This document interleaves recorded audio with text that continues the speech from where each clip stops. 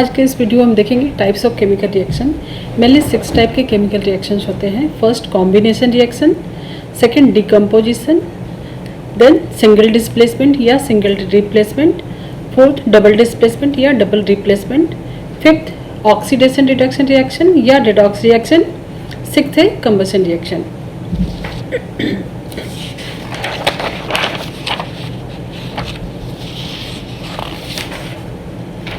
Combination reaction में simple substance combine होकर complex compound बनाते हैं। इसमें एलिमेंट भी कंबाइन हो सकते हैं, एलिमेंट एंड कंपाउंड, या दो कंपाउंड भी आपस में कंबाइन होकर कॉम्प्लेक्स सब्सटेंस बना सकते हैं। इसके लिए एक जनरलाइज फार्मूला है, जैसे ए एंड बी कंबाइन होकर ए बी बना रहा है। A compound is made from simpler material. Second type के रिएक्शन है वो है डिकम्पोजिशन रिएक्शन, जो कि जस्ट अपोजिट है कॉम्बिनेशन रिएक्शन की। इसमें क्या होता है, इसमें कॉम्प्लेक्स सब्सटेंस ब्रेक होके सिंपलर सब्सटेंस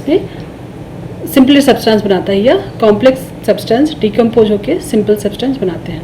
जैसे वाटर का एग्जांपल लेते हैं। वाटर जब हाइड्रोलिसिस करते हैं, इलेक्ट्रोलिसिस करते हैं, तो ये ब्रेक होता है हाइड्रोजन में और ऑक्सीजन में। इसके लिए हमको हमेशा एनर्जी देना पड़ता है। तो जिस रिएक्शन में एनर्जी लगती है, देना होता है, उसको हम एंडोथर्मिक रिएक्शन बोलते हैं। जनरली जो डिकम्पोजिशन रिएक्शन होता है वो एंडोथर्मिक होता है। इसमें हमको इलेक्ट्रिसिटी पास करनी होती है, इसके लिए हम लोग इसको इलेक्ट्रोलाइटिक डिकम्पोजिशन रिएक्शन भी बोलते हैं। कैल्शियम कार्बोनेट, अभी यहाँ पे जरूरी नहीं है कि कैल्शियम कार्बन एंड ऑक्सीजन में ब्रेक हो, बट यहाँ पे ये टूट रहा है। जैसे कैल्शियम ऑक्साइड, इसमें कार्बोनेट है तो इसमें से जो गैस निकलेगी वो कार्बन डाइऑक्साइड होती है। तो ये सिंपलर में ही ब्रेक हो रहा है, बट इसका मतलब ये नहीं कि हर टाइम ये एलिमेंट्स में ही टूटे। इसके लिए हमको हीट रिक्वायर्ड होती है, इसके लिए इसको थर्मल डिकम्पोजिशन बोलते हैं। जैसे सिल्वर क्लोराइड का अगर एग्जांपल लिया तो इसको जस्ट सनलाइट में रख देने से ये सिल्वर और क्लोरीन गैस निकल जाती है। तो इसके लिए इसको हम बोलेंगे फोटोलिटिक डिकम्पोजिशन रिएक्शन। इसके लिए एक जनरलाइज फार्मूला है, जैसे ए बी को अगर हमने ब्रेक किया, डिकम्पोज किया, तो ये ए और बी में सेपरेट होता है। थर्ड टाइप का जो रिएक्शन है वो है सिंगल रिप्लेसमेंट या सिंगल डिस्प्लेसमेंट रिएक्शन। यहाँ पे एक मेटल की रिएक्टिविटी सीरीज हमको याद करनी होगी, जिसमें क्या होता है, जो ज़्यादा रिएक्टिव होता है वो अपने से कम लेस रिएक्टिव वाले को डिस्प्लेस कर देता है। जैसे एक यहाँ पे है, जैसे ए है, इसका जेनेरिक फॉर्मूला है ए बी सी में से बी को डिस्प्लेस करके खुद ए अंदर जा रहा है और बी को बाहर कर दे रहा है। तो ए प्लस बी सी, इसमें से ए सी के साथ खुद कंबाइन हो जा रहा है और ये कम रिएक्टिव है, इसके लिए इसको रिप्लेस कर दे रहा है। इसके लिए एक रिएक्टिविटी सीरीज याद करनी होगी, ये मेटल की रिएक्टिविटी सीरीज है। यहाँ पे हमने लिया एग्जांपल आयरन का CuCl2 के साथ। तो सीरीज में आयरन कहाँ पे है, आयरन है यहाँ पे और कॉपर यहाँ पे है।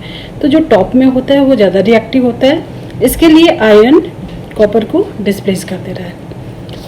वैसे ही कॉपर और सिल्वर नाइट्रेट का अगर उसके सॉल्यूशन में हम कॉपर डालते हैं, तो क्योंकि कॉपर सिल्वर से ज़्यादा रिएक्टिव है, तो कॉपर सिल्वर को डिस्प्लेस कर देगा और कुछ सॉल्यूशन में जाएगा और सिल्वर बाहर आ जाएगा।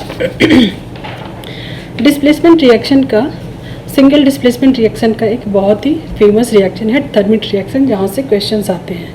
यहाँ पे एल्यूमिनियम डिस्प्लेस करता है, क्योंकि रिएक्टिविटी सीरीज में एल्यूमिनियम जो है वो ऊपर में होता है और आयरन नीचे होता है। इसके लिए एल्यूमिनियम ऑक्साइड बन जाता है और आयरन जो है ये रेलवे ट्रैक को जो ब्रेक होता है उसके क्रैक्स को भरने के लिए यूज होता है। फोर्थ टाइप का जो रिएक्शन है वो है डबल डिस्प्लेसमेंट। डबल डिस्प्लेसमेंट में क्या होता है,